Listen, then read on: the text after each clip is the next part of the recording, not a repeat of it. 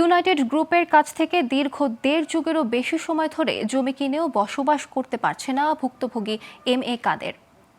শনিবার রাজধানীর বাড্ডা মাদানী এভিনিউয়ে নেপচুন সিটিতে এক সংবাদ সম্মেলনে এমন অভিযোগ করেছেন তিনি জানান, ২০০৬ সালে সাতারকুল মৌজায় ইউনাইটেড গ্রুপের নেপচুন সিটিতে ৩টি প্লট কিনেন আর কয়েক বছর পর ওই ২ বিঘা জমিতে বাড়ির কাজ শুরু করেন। কিন্তু সেই জমির মধ্যে ১০% নামজারি করে দেয়নি ইউনাইটেড গ্রুপ। ফলে ডিআইটির প্ল্যান পাস না হওয়ায় এখনও ঝুলে আছে তার স্বপ্নের বাড়ি। কাদের বলেন, একই আবাসিক এলাকায় সে সময় ১ বিঘার ৫১ নং প্লটের আরেকটি জমিও কিনেছিলেন তিনি। সেখানেও তার স্থাপনা ভেঙে দিয়ে মাটি ভরাট করেছে ইউনাইটেড গ্রুপ। ২০২০ সালে তাকে অন্য প্লট দেওয়ার জন্য চিঠি দেয় প্রতিষ্ঠানটি।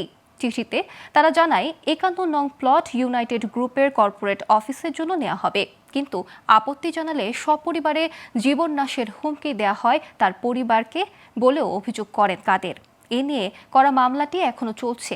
এরপর প্রশাসন সহ বিভিন্ন জনের মধ্যস্থতা হলেও সমাধান মেলেনি এখনো।